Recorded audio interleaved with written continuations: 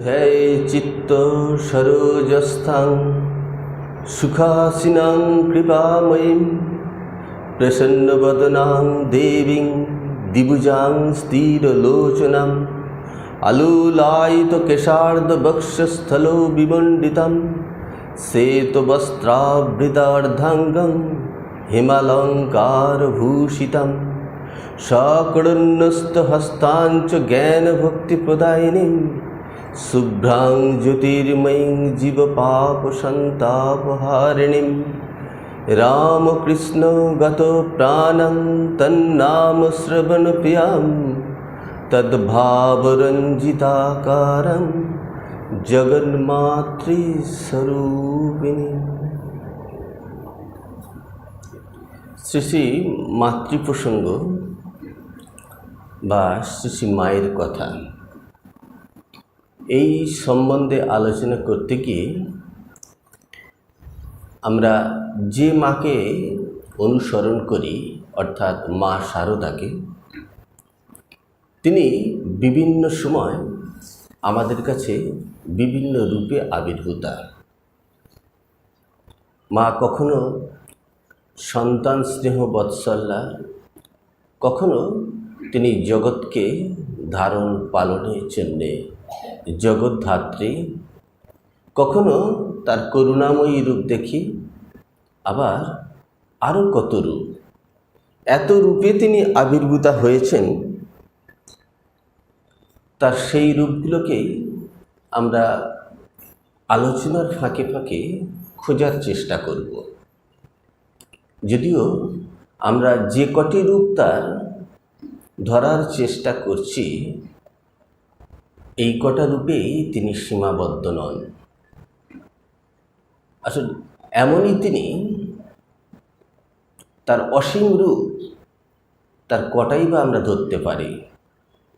তিনি যে জগৎ জননী, তাই প্রতি মুহূর্তে তার বহু রূপের প্রকাশ ঘটেছে। আমরা যে সময়ে আজকে উপস্থিত, এই সময়কে মাথায় রেখে যদি মায়ের অন্নপূর্ণা রূপটি আমরা দেখার চেষ্টা করি, তাহলে দেখব মা শারদাই একালের অন্নপূর্ণা। এরকম কয়েকটি আমরা ঘটনার সাহায্য নিতে পারি। যদিও অন্নপূর্ণার কথা বললেই আমাদের কাশীবাসীর কথা মনে পড়ে, ত্রিপুরাধীশ্বরী, মাতা অন্নপূর্ণেশ্বরী, বা কাশীতে বিশ্বনাথ এবং মাতা অন্নপূর্ণার ভূমিকার কথা আমাদের প্রত্যেকেরই জানা। তবুও মা শারদা কখনো কখনো মুখ ফসকে এমন কথা বলছেন যে কথার মধ্য দিয়ে তার অন্নপূর্ণা সত্তার কথা প্রকাশ পাবে। মা অতি সাধারণ ঘরোয়া এক নারীর জীবন যাপন করতেন। তিনি অবগুণ্ঠনবতী হয়ে থাকতেন। কখনো কখনো কোনো ভক্তের ভক্তির আতিশয্যে ধরা পড়েছে। কখনো কখনো কোনো সন্তান তাকে প্রশ্ন করেছেন, সেই প্রশ্নের উত্তর দিতে গিয়ে মা মুখ ফসকে বলে ফেলেছেন তার স্বরূপের কথা। শুধু তাই নয়, এরকমও ঘটনা কখনো মা হয়তো বিরক্তিও প্রকাশ করেছেন। সেই বিরক্তি প্রকাশ করতে গিয়েও নিজের রূপের কথা বলে ফেলেছেন, স্বরূপের কথা বলে ফেলেছেন। এরকমই একটি ঘটনা আমরা এখান থেকে তুলে নিতে পারি। মা যখন রয়েছেন স্থূল শরীরে, এরকম সময় মায়ের ভাইজি, আমরা এই যে মায়ের ভাইজির কথা আমরা বলি, রাধু, নলিনী, মাকু, এদের কথা বলি, তিনি তো স্বয়ং মহামায়া। এদের আশ্রয় করেই মা কখনো কখনো বলছেন তার এই যে লীলা পূর্ণতা পেয়েছে এদের আশ্রয় করেই। এই মায়াদের নিয়ে যারা মায়াবী হয়ে তার কাছে ছিলেন এবং তাদের মধ্য দিয়েই তার লীলার অনেক প্রকাশ ঘটেছে। হয়তো অনেক কথাই আমাদের কাছে অজানা থেকে যেত যদি না আমাদের হয়ে এরা প্রশ্ন করত। মা যেমন রাধুকে বা নলিনীকে এদের উদ্দেশ্য করে কিছু কিছু শিক্ষা দিতেন বা বলতেন, যেটা সমগ্র নারী সমাজ কেন সমগ্র মনুষ্য সমাজের কাছে পাথে হয়ে থাকত এবং শিক্ষণীয়। ঠিক এইরকম একটি ঘটনা, নলিনীদি মায়ের ভাইজি হলে আমরা তাকে নলিনী দি বলবো। তো নলিনীদি বারবার পীড়াপিড়ি করতে থাকে মাকে, কাশি যাব কাশি যাব। বাচ্চারা তারা সাধারণত এভাবেই একই কথা বারবার বলতে থাকে। না শুনেছে কাশিতে মা অন্নপূর্ণার বিশেষ প্রকাশ, তাই নলিনীদি বারবার কাশি যাব বলছেন। এই কাশি যাব বলতে বলতে মা একদিন বিরক্ত হন। মা এই বারবার বলাতে মা বলেই ফেলে, তুই বারবার খালি কাশি যাব করছিস, কেন কাশি যাব? তুই কি কাশীর অন্নপূর্ণার সঙ্গে কথা হচ্ছে না? তোর সঙ্গে কি কাশীর অন্নপূর্ণার কথা হচ্ছে না? এই কথা বলতে বলতে মায়ের মধ্যে যে ভাব প্রকাশ পেল, নলিনী তখন ভুল বুঝতে পারলেন যে মা তিনি স্বয়ং কাশীর অন্নপূর্ণা। যে নলিনীদি বারবার তর্কাতর্কি করছে, বারবার ইচ্ছা করছে যাবার জন্য পীড়াপিড়ি করছে, সেই নলিনী বুঝতে পারেন তাই তো মাই তো অন্নপূর্ণা, বলে অন্নপূর্ণার সঙ্গে কি তোর কথা হচ্ছে না? এই যে যখন মা বললেন, বলার পর নলিনী কী করলো, মায়ের এই ইঙ্গিতে সে তখন বুঝতে পারল এবং বুঝতে পেরে সঙ্গে সঙ্গে মাকে প্রণাম করছে। আমরা অনেক সময় অনেক কিছুই হয়তো বুঝতে পারি না। ভক্তের ভক্তিতে যেমন ভগবান ধরা দেন, তেমনি শ্রদ্ধাতে ধরা পড়েন। কখনো কখনো প্রশ্নের উত্তর দিতে গিয়েও ভগবান ধরা দেন। ঠিক তেমনিভাবে মা এখানে ধরা দিলেন যে তিনি অন্নপূর্ণা। আমরা যে অন্নপূর্ণার কথা বলছি, তিনি যে মা শারদাই কি সেই অন্নপূর্ণা? এমন যদি প্রশ্ন আমরা রাখি, তাহলে দেখব ঠাকুরের সন্তানরা যারা সেই সময় প্রথম শ্রীরামকৃষ্ণের নির্দেশে মাধুকরী অর্থাৎ ভিক্ষাবৃত্তি তাদের গ্রহণ করতে হবে। শ্রীরামকৃষ্ণ বলেছিলেন যে মাধুকরী অর্থাৎ ভিক্ষান্ন হচ্ছে পরম পবিত্র পূত অন্ন, এটা যদি করে খাওয়াতে পারিস আমাকে, তাহলে ঠিক ঠিক গুরু সেবা হবে। এরকমই একটা ইচ্ছা ছিল। সেই ইচ্ছে পূরণের জন্যে ঠাকুরের এই ত্যাগব্রতী সন্তানরা তারা কি করলেন জানেন? তারা ভিক্ষায় বেরোলেন। কিন্তু ভিক্ষায় কোথায় যাবেন? প্রথমেই তারা মা শারদার কাছে গেলেন এবং কি বলে ভিক্ষা করছেন, এটা কাশীপুরের ঘটনা। যখন ঠাকুর কাশীপুরে রয়েছেন, শরীর তার অসুস্থ, এই সময় তারা গিয়ে শ্রী মায়ের কাছেই প্রথম ভিক্ষা করলেন। কি বললেন? অন্নপূর্ণে সদা পুণ্যে শঙ্কর পানপল্লবে জ্ঞান বিজ্ঞান সিদ্ধার্থং ভিক্ষাং দেহি মে পার্বতী। এই কথাগুলো বলে তারা কিন্তু মায়ের কাছে ভিক্ষা চাইলেন। এখানে মাকেই বললেন যে তিনি সেই অন্নপূর্ণা, তিনি সেই পার্বতী। এই যে তারা এভাবে মাকে সম্বোধন করলেন, মা কিন্তু এই সম্বোধনে একটুও বিরক্ত হননি, বরং তিনি খুশি হয়েছিলেন তার সেই স্বরূপকে তারা অনুভব করুক আর বুঝতে পারুক বা জানতে পারুক। মা তখন তাদের ভিক্ষা দিয়েছিলেন। সন্ন্যাসী তো ভিক্ষাবৃত্তি, এর পরবর্তীকালেও দেখতাম যে আমরা ঠাকুরের সন্তানরা যখন ভিক্ষা বেরোতেন, এভাবে তারা মাতা অন্নপূর্ণার কাছে ভিক্ষা গ্রহণ করতেন এবং মাও সেখানে তিনি সেই তাদের ভিক্ষা দেওয়ার জন্য সদা প্রস্তুত থাকতেন। আমরা যদি অন্নপূর্ণাকে যদি একটু অনুসন্ধান করি, তাহলে শাস্ত্রে এই অন্নপূর্ণার কথা যে রূপের বর্ণনা আছে, এই দেবীর যে একটি রূপ আছে, সেটিকে বলা হচ্ছে যে মহাশক্তি দেবীরই একটি রূপ হচ্ছে অন্নপূর্ণা। আমরা মা শারদার মধ্যে খুঁজতে দেখছি সমস্ত দেবীরই উপস্থিতি।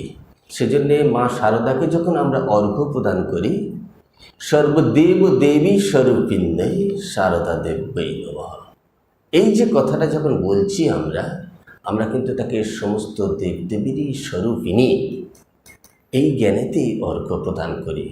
তাহলে মা যে সেই অন্নপূর্ণা, তাদের মধ্যে একটি রূপ, সে বিষয়ে সংশয় থাকে না।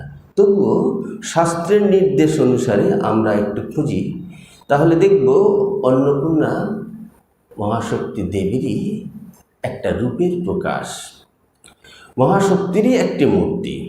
এই দেবীর গাত্রবর্ণ রক্তিম অর্থাৎ লাল রঙের, তার দুবাহু, দুটি হাত এবং দুটি পা, এই তার রূপের বর্ণনা বলছে।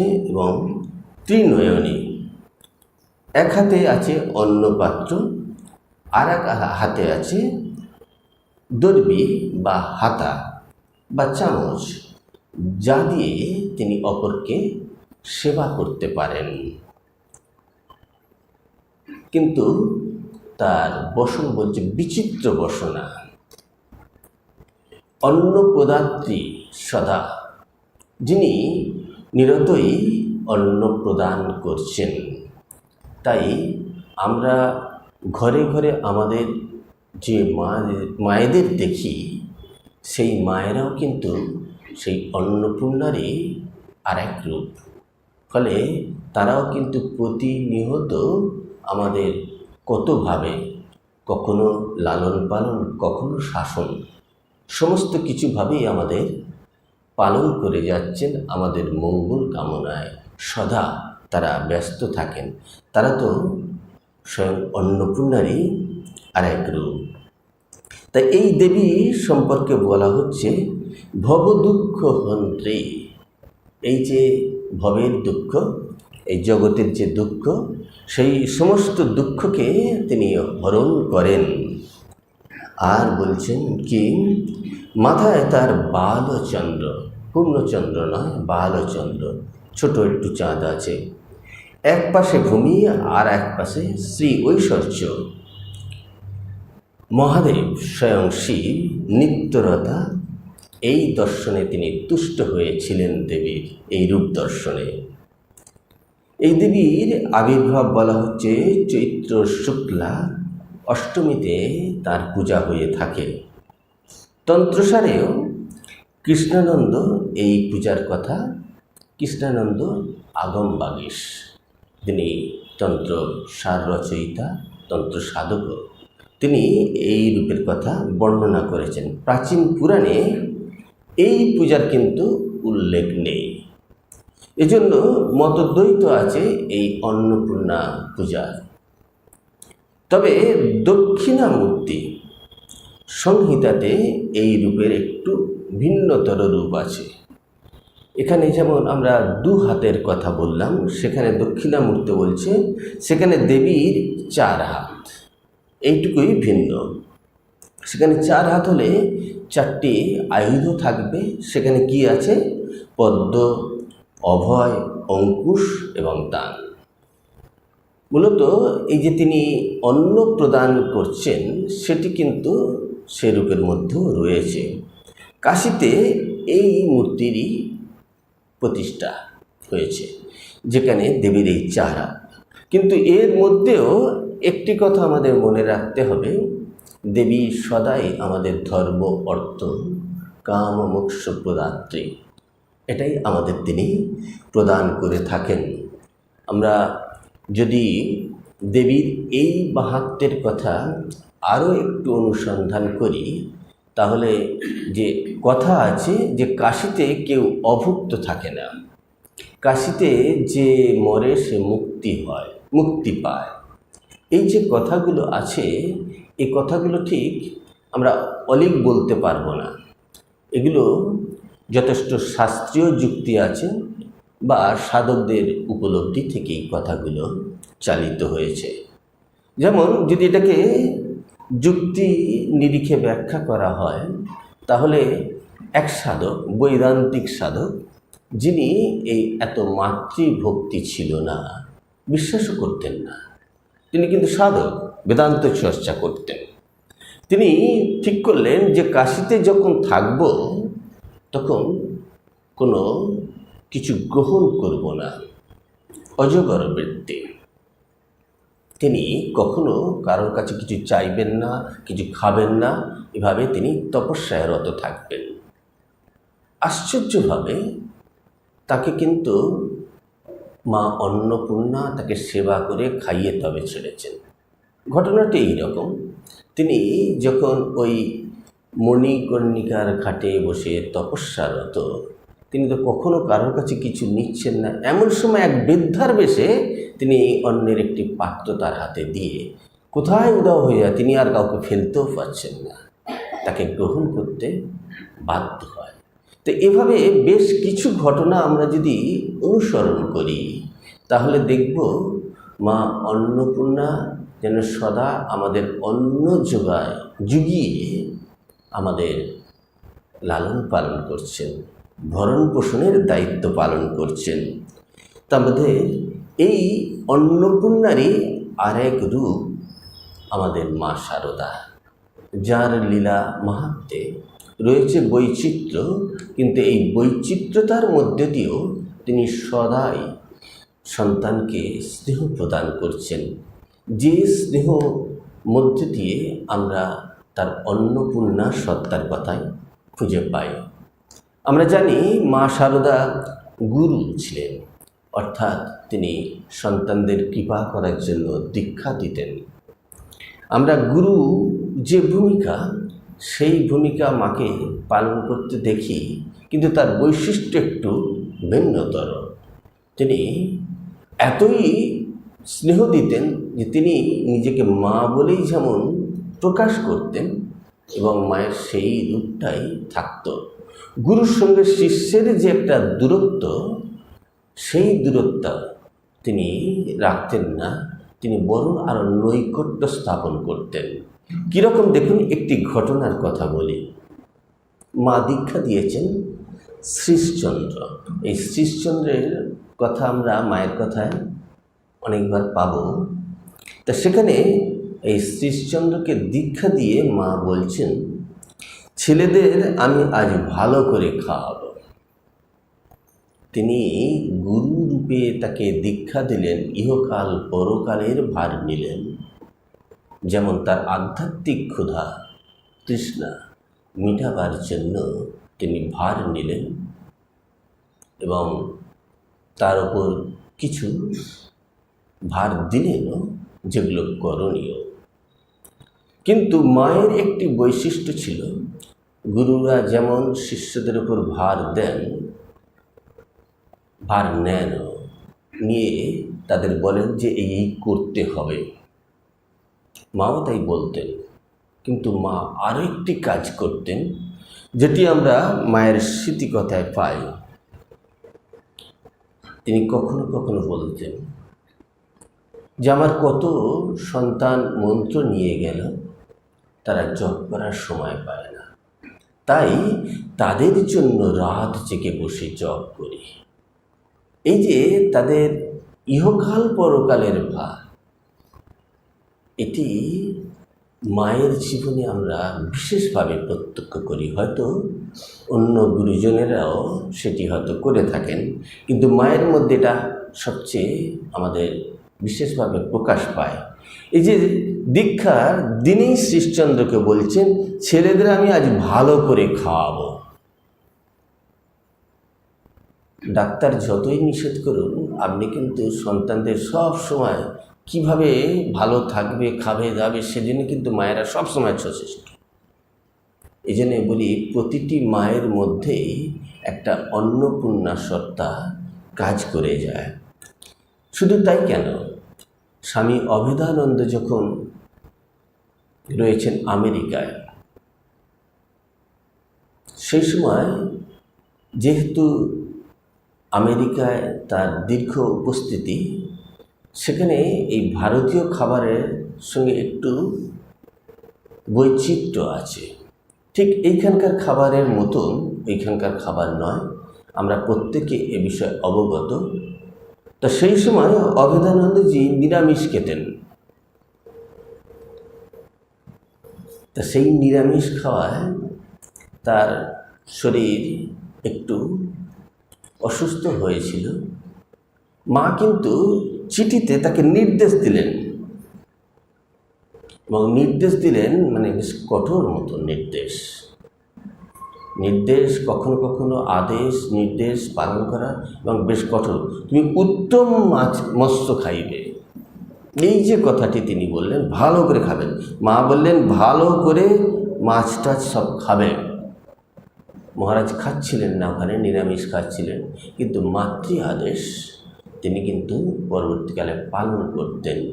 তো এই যে নির্দেশ, এই যে মায়েদের একটি ভূমিকা, যে ভূমিকাকে আমরা অন্নপূর্ণা রূপের সঙ্গে তুলনা করতে শুধু পারি না, বলতে পারি তারাই একালের এক একজন অন্নপূর্ণা। বিশেষ করে মা শারদার যে প্রকাশ, এই প্রকাশে আমরা অবাক হয়ে যাই।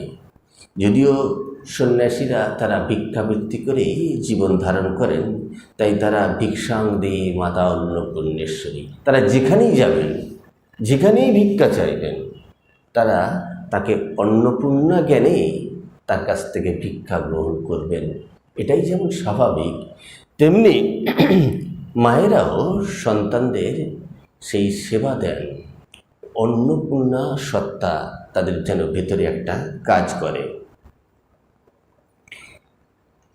মা যেমন তার এই দীক্ষিত সন্তানদের সেবা করতেন, তেমনি তার যদি ইষ্ট বা গুরু বলি, তাহলে শ্রীরামকৃষ্ণকেই বলতে হবে, তারও তো সেবা করেছেন। কিন্তু তার সেই অন্নপূর্ণা সত্তা কি সেখানে কাজ করত? যদি এরকম আমাদের ইচ্ছে থাকে জানার, সেখানে মা আবার কি বলছেন, যে ঠাকুরকে যখন অন্নভোগ দেবেন তিনি সে নির্দেশ পালন করতেন এবং আমাদেরও বলতেন। কীরকম বলছেন কি, ঠাকুরকে যে অন্নভোগের শুক্তো আর মাছ দেবে, শুনুন, রামকৃষ্ণ অনুরাগী যারা আছেন, হয়তো এই রামকৃষ্ণপন্থী যারা নেই, তারা তো নিরামিষ ভোগই দিয়ে থাকেন ভগবানকে। কিন্তু একালের দেবী শারদা, তিনি ভগবতী নিজে বলছেন যে ঠাকুরের এই প্রিয় জিনিস একটি শুক্তো আর মাছ দেবে, এটা তার নির্দেশ, এবং তিনিও দিতেন। তাই সমস্ত রামকৃষ্ণ ভাবধারায় যেখানে যেখানে ঠাকুরের ভোগের ব্যবস্থা আছে, বেশিরভাগই এই নিয়মকে অনুসরণ করা হয়। তবে এর ব্যতিক্রমও কোথাও কোথাও থাকলেও থাকতে পারে। ঠাকুর এগুলো খুব ভালোবাসতেন। এই যে মায়ের মধ্যে রয়েছে, দেখুন, মা মনে করতেন, পালন করতেন, এবং সারা জীবন। সবচেয়ে মায়ের জীবনে আমরা এই সব ঘটনার মধ্যে দিয়ে দেখছি যে প্রতিনিয়ত সন্তানদের সেবা করবেন কি, সেই চিন্তায় তিনি সদা বিভোর। দীক্ষিত সন্তানকেও মা সেবাটাই ছিল তার বড়। এই সেবার মধ্য দিয়ে তাদের খুব কাছে চলে যেতেন, যেমন তারাও যেমন আশীর্বাদ পেতেন, তারা সমৃদ্ধ হতেন। কীরকম ঘটনা একটা বলি। এক দীক্ষিত সন্তানকে দীক্ষা দিয়েছেন। দীক্ষা দেওয়ার পর মা তাকে কী দিচ্ছেন, গুড় মুড়ি খেতে দিয়েছেন। দিয়ে বলছেন, বাবা, এদেশে এরকম, তুমি খাও। বলছে মায়ের এই স্নেহমাখা আতিথ্যতায় তারা, এই দীক্ষার্থীরা অনেকখানি পথ যেন এগিয়ে যেত। মায়ের এই ভালোবাসার মধ্য দিয়ে এক অন্নপূর্ণা সত্তা কাজ করত। এমনকি যাদের আমরা দূরে সরিয়ে রাখতাম।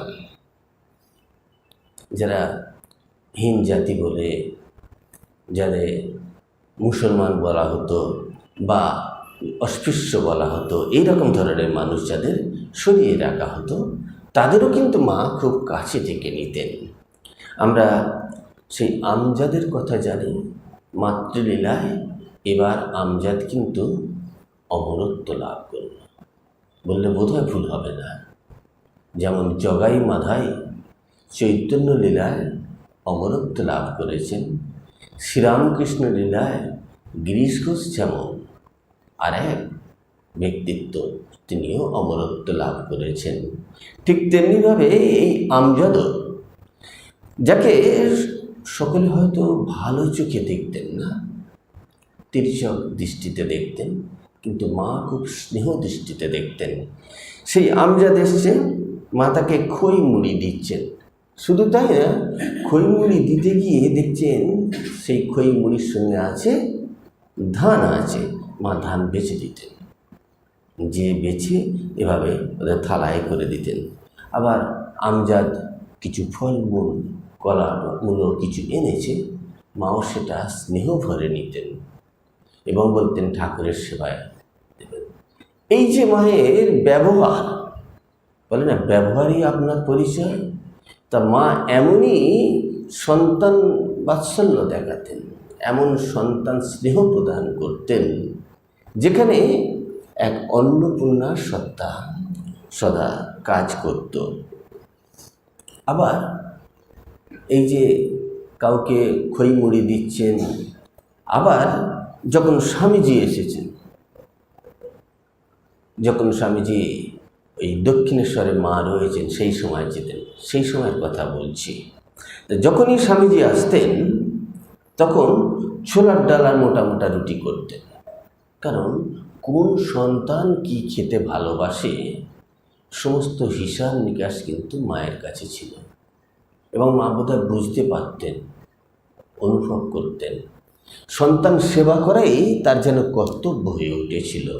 তাই তিনি কিন্তু স্বামীজির জন্যে মোটা মোটা রুটি করতেন, যেমন ছোলার ডাল করতেন, তেমনি আবার পাতলা রুটি বলতেন রুগীর পথ্য, সেজন্যও কিন্তু কারো কারোর জন্য করতেন। স্বামীজি যেমন মোটা রুটি খেতেন, আবার কখনো কখনো যখন ব্রহ্মানন্দ মহারাজ রাখাল মহারাজ তার জন্যে খিচুড়ি করতেন। তাহলে কোন সন্তান কি ভালোবাসে? ঠাকুর সেই কথা আমৃতে বলছেন না, যে মা সব সন্তানের জন্য তিনি একই রকম খাবার করে না। কোন ছেলে ভাজা, কে ঝাল, কে ঝোল, কি সেদ্ধ, কি পছন্দ করে মা সব জানেন।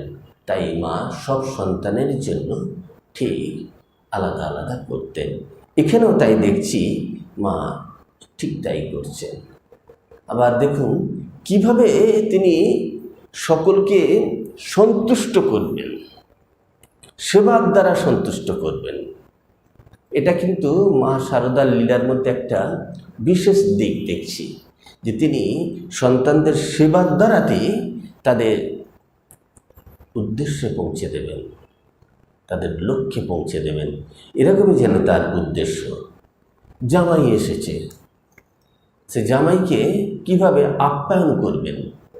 অতিথি আপ্যায়ন করতে হয়, রীতি আছে, সামাজিক রীতি। সেই রীতির ঊর্ধ্বে আমরা কেউ নই। সমাজে থাকলে সামাজিক রীতি আমাদের পালন করতে হয়।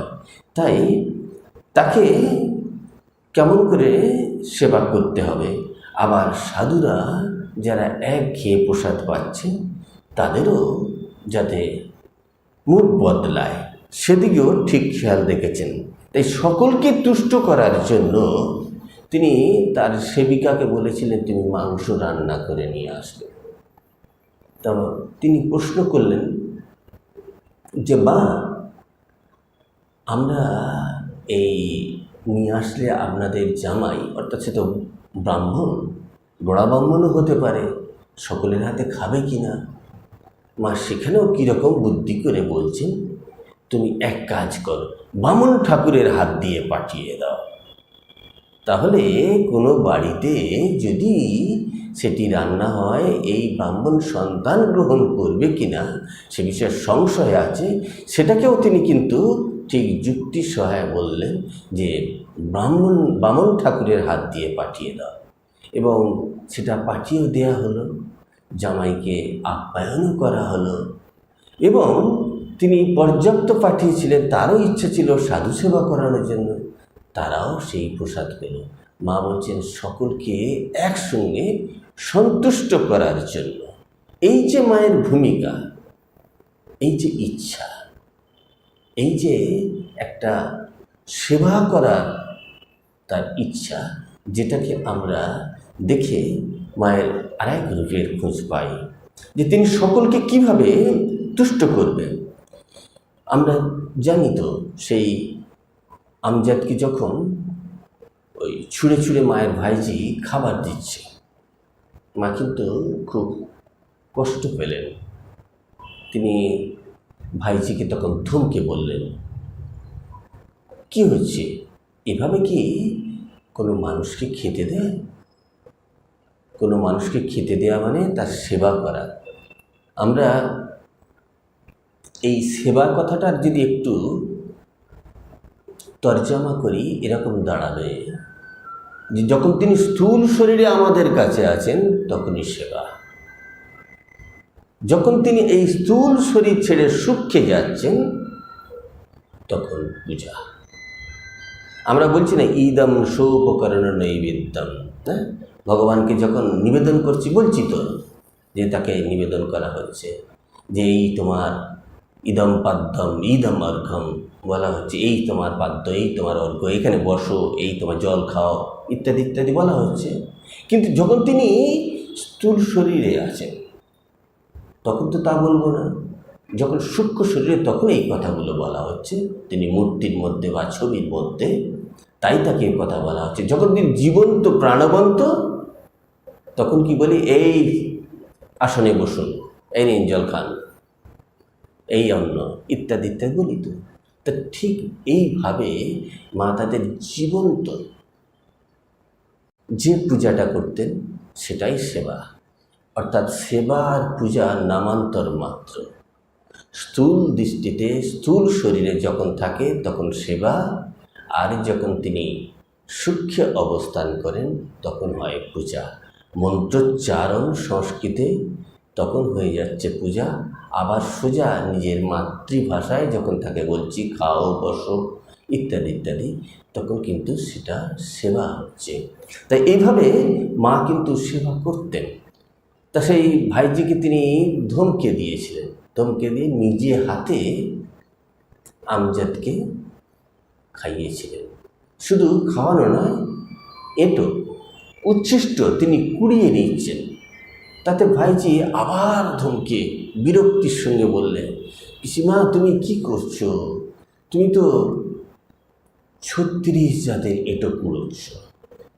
এই যে কথাটি সে সামাজিক এক ব্রাহ্মণ কন্যা, সে হয়তো তার দৃষ্টিভঙ্গি থেকেই বললেন, কিন্তু মা তো সব কিছু ঊর্ধ্বে, কিন্তু জগজ্জননী স্বয়ং ভগবতী, তিনি কি বললেন, তিনি সব কিছু ঊর্ধ্বে উঠে বললেন 36 কোথায় গো, সব তো আমার আপনার।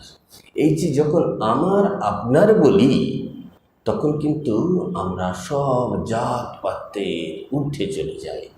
মা এভাবে এই তার সন্তানদের সেবা করতেন। তিনি ওই হিন্দু মুসলমান, কে অস্পৃশ্য কে অচ্ছুত এ দেখতেন না, তিনি সন্তান জ্ঞানে সকলকে সেবা করতেন। তাই মায়ের এইখানে যে ভূমিকা, এই ভূমিকাকে আমরা মা অন্নপূর্ণার সঙ্গে তুলনা করতে পারি, বা মা অন্নপূর্ণাই।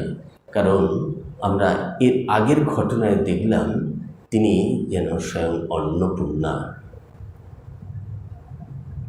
আবার কেউ কেউ সন্তান এসেছে, কেউ কলাটা মূলটা কিছু নিয়ে এসেছে, সে ভাবতো এটা ঠাকুরের সেবায় লাগবে কি, দেয়া যাবে কি, এজন্যে তারা একটু চিন্তান্বিত থাকতেন। কিন্তু মা যদি থাকতেন, দাও বাবা, নেব বই কি, এই যে উৎসাহের সঙ্গে তিনি গ্রহণ করতেন, এটিও তাদের এই স্নেহেতেই তাদের যেন একটা বিরাট প্রাপ্তি করত। আমরা যখন কোনো ভালো মনে উৎসাহের সঙ্গে কোনো কাজ করি, সেটার প্রাপ্তি গুণ কিন্তু আরও বেড়ে যায়। যেখানে উৎসাহ নেই, ইচ্ছে নেই, কীরকম একটা অনিচ্ছার সত্ত্বে করা, সেখানে কিন্তু এই প্রাপ্তি থাকে না। তা সেজন্য মা এটা সবসময় করতেন এবং সকলকে অতিথি জ্ঞানে সেবা করতেন। আমাদের শাস্ত্র কি বলছে? বাল বা যুবা যস্য গৃহাৎ প্রতিনিবর্ততে তস্য পূজা বিধাতব্যা সর্বা ভগত গুরু।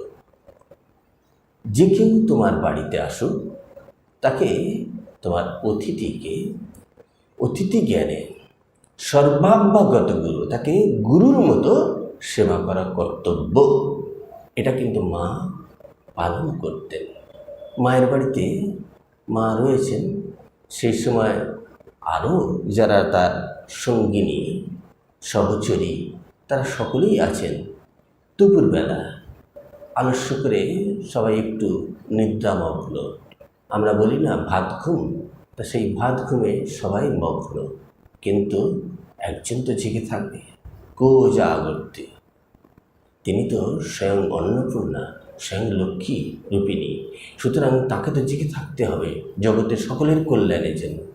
ভিখারি এসছে, মা দুটো ভিক্ষা পাই গো করে হাঁকছে, কেউ উঠছে না। হয়তো নিদ্রিত বা আলস্যে আচ্ছন্ন মা উঠে নিজেই ভিক্ষা দিচ্ছেন। এই যে মায়ের একটা বিশেষ ভূমিকা, আর তার এই যে কার্যগুলো, এগুলো আমরা বলতে পারি শাস্ত্র নির্দেশ, সেইগুলো তিনি পালন করছেন, তার জীবনই শাস্ত্র হয়ে উঠছে। কি বলছেন?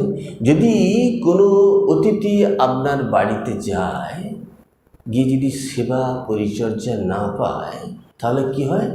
সপূর্ণমাদায় গচ্ছতি, সে গৃহস্থের সমস্ত পুণ্যকে নিয়ে চলে যায়। যদি সে বিফল মনোরথ হয়ে কোনো গৃহ থেকে সে প্রত্যাবর্তন করে, ফিরে যায় বিমুখ হয়ে, ভিক্ষা চেয়ে চেয়ে পেল না, চলে গেল, এতে গৃহস্থের অকল্যাণ হয়। তাই মা কী করছেন? নিচে উঠে ভিক্ষা দিচ্ছেন। আবার কি সপূর্ণমাদায় গচ্ছতি, শাস্ত্রের নির্দেশ অনুসারে। সুতরাং মা কিন্তু সমস্ত খুঁটিনাটির লক্ষ্য রাখতেন। এটি কিন্তু মায়ের চরিত্রের একটা বিশেষ দিক, যেটাকে আমরা এই আলোচনা প্রসঙ্গে বলতে পারি। মা যে সকলের সেবার জন্য সদা প্রস্তুত থাকতেন, এই সদা অন্নপূর্ণ, যিনি সবসময় সন্তানদের অন্ন প্রদান করার জন্য সদা ব্যস্ত থাকতেন। এই যে রূপ, এই রূপটিকে আমরা কিন্তু অন্নপূর্ণা রূপের সঙ্গে তুলনা করতে পারি। মাকে আবারও দেখি, তিনি সবসময় তার যদি লীলা, তার যে ৬৭ বছরের জীবন দেখি, সেই শৈশব থেকে দেখুন, যখন তিনি খুব শিশু, তখন থেকেই দেখুন কীভাবে অতিথি সেবা পরায়ণতা তার মধ্যে কাজ করত। জগদ্ধাত্রী পূজার সময় মা সকলকে পরিতোষ সহকারে খাওয়াতেন। এটা তার যেন কর্তব্য পালন, এটাকে তিনি করতেন। এই যে বিশেষ দিক ছিল, এটা মায়ের মধ্যে আমরা প্রত্যক্ষ করি। মায়ের এক সন্তান বৈকুণ্ঠ, সেই বৈকুণ্ঠের ঘটনা আমরা পাই, এর আগেও পেয়েছি, যে বৈকুণ্ঠ নামে এক মায়ের সন্তান, সে কাওয়ার পুকুরে তখন গেছেন, রামলাল দাদার সঙ্গে বারান্দায় বসে এই সন্তানটি খাচ্ছিল। মা কি করলেন জানেন? বৈকুণ্ঠ সমস্ত খেয়ে নেবে, এভাবে বলছেন, এবং তার এমন করুণামাখা কণ্ঠ, তাতে বলতেন এমন ভালো বেশে বলতেন, বলতেন যে সমস্ত খেয়েও পাতে কিছু ফেলো না। তারপর বলে আরও বেশি বেশি করে মা খাবার দিতেন। এই কথাগুলো আমরা মায়ের কথায় পাবো যে সেখানে তিনি বলছেন এমন খাওয়ানো তাকে খাইয়েছেন, এই বৈকুণ্ঠ বলছেন জীবনে কখনো এত আহার করিনি। মা দিচ্ছেন, তার গুরু, তার কাছে যেন অমৃত মনে হচ্ছে এবং সে খাচ্ছেন তো খুব খাচ্ছেন। বলছেন খেয়ে তার শরীর খারাপ হয়নি, পরন্তু যে পরিতৃপ্তি, পরম প্রশান্তি পেয়েছিল সেটাই তার কাছে যেন পরম প্রাপ্তি। বলছেন কিছু পাতে ফেলো না, পাতে রেখো না, সব খেয়ে নেবে। তো এই যে বলে মা বলছে যা খাবার দেন তার দ্বিগুণ খাবার দিয়েছে, বলছে সব খেয়ে নিয়েছে। বলছে মায়ের যে এই স্নেহ ভালোবাসায় তিনি মুগ্ধ হয়ে যেতেন।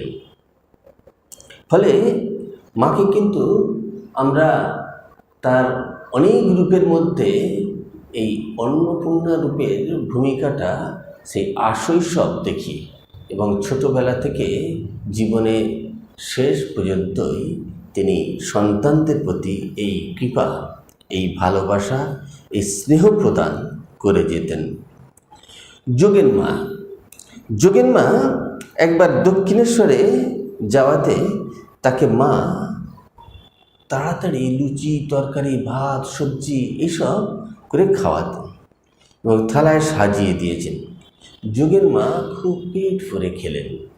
খাওয়ার পর তিনি অবাক হয়ে গেলেন, এত স্বল্প সময়ে কীভাবে তিনি ব্যবস্থা করে দিলেন।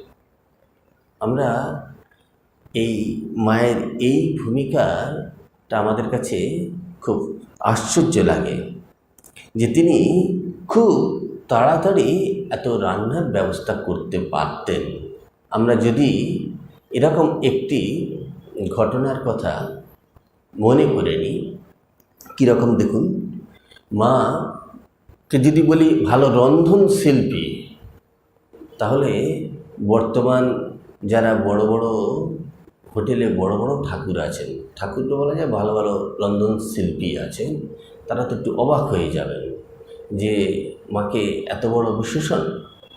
কিন্তু মায়ের যে সেবাপরায়ণতা, এই সেবাপরায়ণতার সঙ্গে কারোর তুলনা হবে না।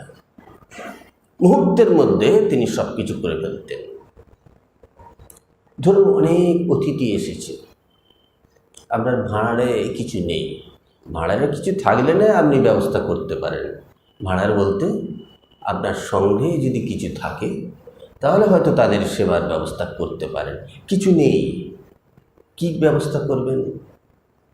তা এইরকম একটা ঘটনা ঘটে গিয়েছে দক্ষিণেশ্বরে। সেবার অতিথিরাও এসেছে, দেখা যাচ্ছে যে কয়েকটি ডাঁটা পড়ে আছে, সামান্য ফেলে দেওয়ার মতো সবজি পড়ে আছে, যে সবজিগুলো লাগবে না বলেই ফেলে রাখা হয়েছিল। কিন্তু হঠাৎ করে অতিথি এসে গেছে, এখন এই রকম সময় এত জিনিস কোথা থেকে জোগাড় হবে। তাই মা সেইগুলোকে বাদশাহ দিয়ে কেটে এমন একটা ভালো রান্না করে তাদের সেবা করলেন, তার সবাই অবাক হয়ে গেল। ঠাকুরও খুব প্রশংসা করলেন, কে এমন রান্না করেছেন। এই যে যোগেন মাও তাই বলছেন, এমন তিনি এত স্বল্প সময়ে এত ভালো রান্না করতে পারতেন এবং তারা কে কি খেতে চান, কে কি ভালোবাসেন সেটাও পারলে তাই করে দিতেন। তাই এভাবে মায়ের জীবনে আমরা দেখব বেশ কিছু ঘটনার কথা। উদ্বোধনে মা নিজে পূজা করতেন, 1 ঘন্টা পূজায় থাকত। পূজার মধ্যে শেষ করে তার ছিল প্রসাদ বিতরণের পালা। এই শালপাতায় সাজিয়ে সকলকে নিজে হাতে প্রসাদ খাওয়াতেন। যে সময় তিনি ঠাকুরের পূজারী ছিলেন সেই সময়ের কথা বলছি। তারপর তিনি যখন জয়রামবাটিতে ছিলেন সেই সময় গিরিশবাবু গিয়েছিলেন যে মাকে তার জয়রামবাটিতে তার স্বস্থানে মাকে কলকাতায় ভক্তরা এক রূপে দেখতেন, জয়রামবাটি তার পিত্রালয়ে সেখানে আর এক, তার আবির্ভাব ক্ষেত্র সেখানে আর এক রূপে দেখতেন। যে মায়ের প্রতিটা জায়গায় তার কী কী ভূমিকা, এগুলো সন্তানরা প্রত্যক্ষ করতেন, দেখতেনও, এবং মা বিভিন্ন সময় বিভিন্ন রূপে আবির্ভূত হতেন। তো গিরিশবাবু সেবার জয়রামবাটিতে গিয়েছেন। জয়রামবাটিতে মায়ের যে সেবা যত্ন পেয়েছিলেন, তিনি বলছেন ভুলবার নয়। কীরকম সেবা যত্ন? বলছেন ভোরের বেলা তার জন্যে দুধ জোগাড় করে এনে মা তাকে চায়ের ব্যবস্থা করে দিতেন। বলছে সকলের অলক্ষ্য থেকে চলে যেতেন তিনি, কেউ বুঝতে পারত না। এবং ঘটি হাতে হন হন করে চলেছেন এক মহিলা। তিনি জানতেন গিরিশবাবুর ভোরবেলায় চা খাওয়ার অভ্যাস, কলকাতার এক নাট্যকার তিনি, সুতরাং তার জন্যে ঠিক সেবাটি। তা সেই গিরিশবাবুর সেবা করতেন। আবার গিরিশবাবু হয়তো চাটা খেয়ে একটু অন্যমনস্ক হয়ে বা একটু অন্য কাজে সরেছেন, কি করতেন? ঠিক এর মধ্যেই মা এসে তার বিছানাটি সব পরিষ্কার ধপধপে পরিষ্কার করে রেখে দিতেন। মানে এই স্বল্প সময়ের মধ্যে যে এত সেবা করা যায়, এটা গিরিশবাবু অবাক হয়ে যেতেন, ধরতে পারতেন না কে এমন করে অলক্ষ্য থেকে সব কিছু চুকিয়ে দিচ্ছেন। মায়ের এই সেবা করার যে মানসিকতা, এই যে ভূমিকাকে আমরা বলতে পারি যেন অন্নপূর্ণা। কাজেই মা যে আমাদের কাছে প্রতিনিয়ত কত কত রূপে আবির্ভূত হয়েছেন, কত সন্তানের কাছে কতভাবে, তার কটাই বা আমরা খোঁজ খবর রাখি। আমরা অরূপানন্দ মহারাজের কথা সবাই জানি, যে অরূপানন্দ মহারাজ রাসবিহারী মহারাজ মায়ের সেবা করেছেন বহু। তাই এই অরূপানন্দ মহারাজ সেবার জয়রামবাটিতে গেছেন মায়ের দর্শন লাভে। মা সেখানে রাত্রে তাকে প্রসাদী লুচি, গুড় এগুলো খেতে দিয়েছেন। তা তিনি অনুভব করেছিলেন যে এই সেবা মায়ের কাছে, মায়ের হাত থেকে পাওয়া, বলছে এটা যেন তার কাছে পরম প্রাপ্তি। এই যে আমরা পরমান্ন বলি না, পরম উপাদেয় বলি, যে এইগুলো সময়, ক্ষেত্র, ব্যক্তি বিশেষের উপর নির্ভর করে। যখন মায়ের কাছ থেকে এই কৃপাগুলো আমরা পাই, এই স্নেহ ভালোবাসা পাই, এই করুণা পাই, তখন সেটা আমাদের কাছে পরম প্রাপ্তি হয়। ঠিক মা এভাবেই প্রতিটি সন্তানকে যত্ন করতেন। অরূপানন্দ মহারাজ আবার জয়রামবাটি একবার গেছে জগদ্ধাত্রী পূজার সময়। সেখানে মা তাকে দুপুরে নিজে বসে যে হাতে প্রচুর খাইয়েছিলেন, এগুলো মহারাজের কাছে পরবর্তীকালে তিনি স্মরণ করতেন। আবার মধ্যাহ্নে মা নিজে হাতে শালপাতায় ভাত তরকারি সব খেতে দিতেন, বলতেন পেট ভরে খাও। এই যে যেন কিছু ফেলো না, এই যে বলতেন, যেন তিনি আমাদের খাইয়ে বলছেন কিভাবে তুষ্ট করবেন। এই খাওয়া কথাটা শুধু আমরা যত বলছি, তার থেকেও তার সেবা করা ছিল বেশি উদ্দেশ্য। যে সন্তানরা প্রথম তো তাদের অন্ন বস্ত্রের কথা ভাবেন মায়েরা, তা ঠিক তাদের তুষ্ট কিভাবে করা যায়, তা এইভাবে মা সব সন্তানকে কিন্তু তুষ্ট করতে চাইতেন। তারপর অরূপানন্দ মহারাজ বিকেলে মঠে ফিরেবেন, সেজন্যে মা অরূপানন্দ মহারাজকে বলছেন বসো, আমি ভাত দিই, গরম ভাত দুটো হয়েছে, এই গরম গরম এক মুঠো খেয়ে তারপর ছিল। হয়তো কেউ বেরোবে কোথাও, কিন্তু সেই বেরোবার আগে মা তাকে খাইয়ে তবে ছাড়বে। এই যে মায়ের একটা সেবা করার মানসিকতা ছিল, শুধু তাই নয়, যখন তাকে বিদায় দেবেন, সেই বিদায় দেওয়ার পালা, সেই সময় মা কি করতেন জানেন? ওই ওখানে তো বাঁশের খুঁটি, সেই খুঁটিতে হাত দিয়ে ধরে অপলক নয়নে তাকিয়ে থাকবেন যতদূর দৃষ্টি যায়। এই যে মায়ের একটা স্নেহ দৃষ্টি, যে স্নেহ দৃষ্টিতে যেন আমাদের সমস্ত বিপদ দূরে চলে যেত। যেমন তিনি ভালোবাসায় আমাদের বেঁধে রাখতেন। লাঠু মহারাজ বলতেন, মা আমাদের ভালোবাসা দিয়ে বেঁধে রেখেছিলেন। তো এই যে ভালোবাসাটা, তার এমনই ভালোবাসা ছিল, হয়তো এই পার্থিব জগতে থেকেছেন, পার্থিব লীলা করতে গিয়ে তাকে যে ভালোবাসা দেখিয়েছেন, তবুও সেই ভালোবাসার মধ্যে লুকিয়ে থাকত এক অফুরন্ত আধ্যাত্মিক ভালোবাসা, যা আমাকে ইহকাল পরকালের পথকে করত প্রশস্ত, করত কণ্টকমুক্ত পথ। সেই পথে আমাদের উত্তরণের পথ দেখাতেন তিনি। এবং এই জীবনযাত্রায় জয়ী হওয়ার জন্য যে সোপান রচনা করতে হবে, সেই সোপান তিনি তৈরি করে দিতেন। এবং মায়ের কৃপায় আমরা সমস্ত বিপদ থেকে মুক্ত হতাম। সেজন্যে মাকে কেউ কেউ বিপদনাশিনীও বলেছেন। কাজেই আমরা মায়ের সেই অন্নপূর্ণা রূপটি দেখতে গিয়ে দেখলাম যে মা কতভাবে তিনি আমাদের কাছে আবির্ভূত হন এবং প্রতি মুহূর্তে আমাদের সেবা দিয়ে, স্নেহ দিয়ে, ভালোবাসা দিয়ে বেঁধে রাখতেন। শুধু না, লালন পালনও করতেন, ভরণ পোষণও করতেন, আমাদের মানুষ করতেন। তা এই মা, যারা আমরা আধ্যাত্মিক, তার এক বিরাট ভূমিকা ছিল। সেই আধ্যাত্মিক জগতের ভূমিকা থেকেও সেই জায়গা থেকে মানুষকে সেবা দিতেন। এই সেবাটি কিন্তু আমাদের কাছে, প্রত্যেকের কাছে এটি বিশেষভাবে অনুসরণীয়। বিশেষ করে আমরা প্রত্যেকে যারা বাড়িতে থাকি, আমরা সকলে হয়তো অনুমান করতে পারি না, বুঝতে পারি না মায়েরা সন্তানদের যে কি অপার্থিব ভালোবাসা, এই পার্থিব জগতে থেকেও যে অপার্থিব।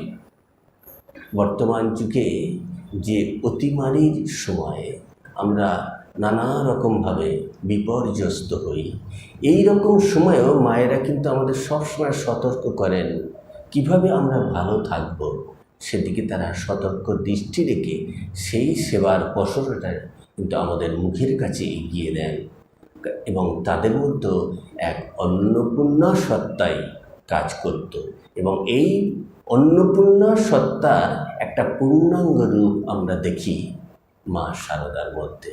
সেই মাকে আমরা জানাই অন্তর থেকে শ্রদ্ধা, ভক্তি, প্রণতি। জয় মা, জয় মা।